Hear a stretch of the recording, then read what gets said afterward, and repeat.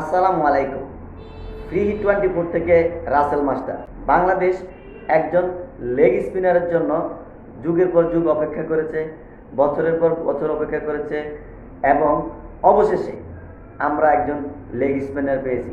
টি-20 world কাপে আমরা রিশাদ হোসেনকে দেখেছি তার চমৎকার বোলিংয়ে পরপর দুই বলে 2টি উইকেট এবং তিনি 3 উইকেট নিয়ে তার ক্যারিয়ার অর্থাৎ টি-20 ওয়ার্ল্ড কাপের অভিষেক ম্যাচে তিনি ম্যান অফ দ্য ম্যাচ হয়েছেন।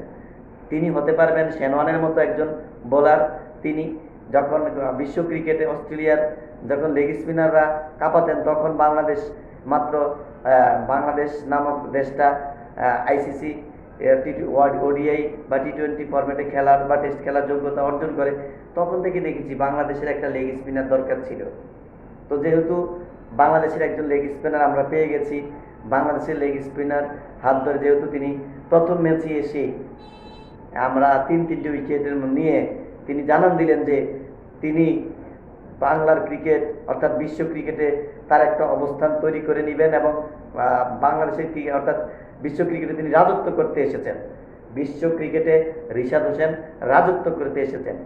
তার হাত ধরে হয়তো তাদের এই প্রতিভাবান ক্রিকেটারের হাত ধরে হয়তো বাংলাদেশের ক্রিকেট বা টি-20 ওয়ার্ল্ড কাপের আমরা ফাইনাল খেলবো এবং ট্রফি জিতবো আমরা বিশ্বাস করি। তবে তার ব্যাটিংয়ের আমরা যেটা আশা করেছিলাম হয়তো সেটা হয়নি।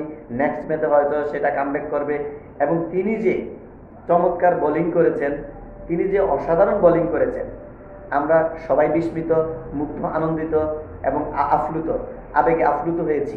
এবং রিশাদ হোসেন যেভাবে এগিয়ে যাচ্ছেন এবং তার এই যে মানে তিনি যে ছন্দে রয়েছেন সেটা আমরা আগেই বুঝতে পেরেছিলাম।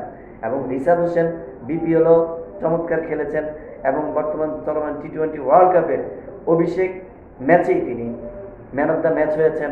আশা করব রিশাদ হোসেন এই ধারাবাহিকতা অব্যাহত রেখে পরবর্তী ম্যাচে আমাদের আরেকটু ভালো আরও বেটার কিছু আমাদের দিবেন, আমরা এটা প্রত্যাশা করছি।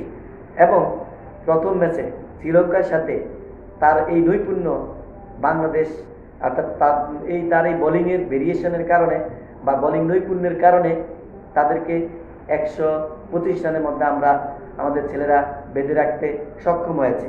তো আশা করব রিশাদ হোসেনও বাংলাদেশের ক্রিকেটকে অর্থাৎ বিশ্ব ক্রিকেটে রিশাদ হোসেন রাজত্ব করবে এবং বাংলাদেশের ক্রিকেটকে রিশাদ হোসেন আরও অনেক দূর এগিয়ে নিয়ে যাবে বা অনেক ধাপ এগিয়ে নিয়ে যাবে।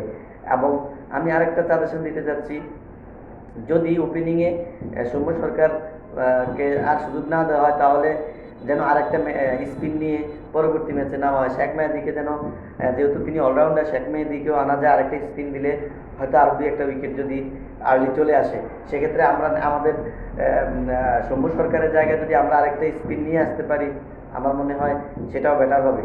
তো পরিশেষে টি-24 থেকে আমি রাসেল মাস্টার বিদায় দিলাম। আল্লাহ হাফেজ।